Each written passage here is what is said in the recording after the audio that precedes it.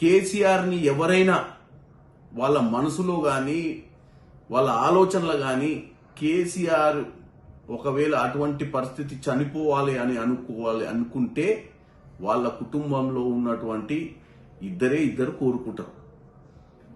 ఒకరు కేటీఆర్, ఇంకొకరు హరీష్ రావు గారు. ఎందుకంటే ముఖ్యమంత్రి పదవి కోసం కేటీఆర్ మొత్తం పార్టీనే ఆయన ఆధీనంలోకి తీసుకోవాలని హరీష్ రావు గారు తహతలాడుతున్న విషయాన్ని తెలంగాణ ప్రజలు గమనిస్తారు.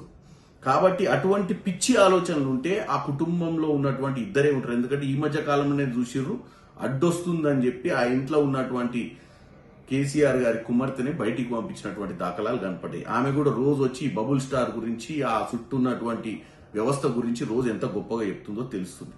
కాబట్టి ఒక విషయం చెప్తున్నా, రేవంత్ రెడ్డి గారి కొన్ని సందర్భాలలో మాట్లాడేటప్పుడు తెలంగాణకు జరిగిన అన్యాయాన్ని తెలంగాణ యాసలో చెప్పే ప్రయత్నంలో ఏమన్నా మాట్లాడిండొచ్చు. కానీ రేవంత్ రెడ్డి గారికి కేసీఆర్ ఆరోగ్యంగా ఉండాలని, ఈ రాష్ట్ర ప్రభుత్వానికి కూడా కేసీఆర్ ఆరోగ్యంగా ఉండాలని కోరుకుంటున్నాం. ఎందుకంటే కేసీఆర్ ఉంటేనే ఈ రోజు మనం తెచ్చుకున్న తెలంగాణ 10 సంవత్సరాలు ఏమైందో చెప్పగలుగుతారు. ఆయన రావాలి అసెంబ్లీకి, వాస్తవాలు చెప్పాలని కోరుకుంటారు. కాబట్టి ఇద్దరు బావబామరుదులకు ఒకటే చెప్తున్నా, పొద్దున్న లేస్తే అబద్దాలు చెప్పడమే మీ హక్కు లెక్క తెలంగాణ ప్రజలు తప్పుతో పట్టిస్తారు.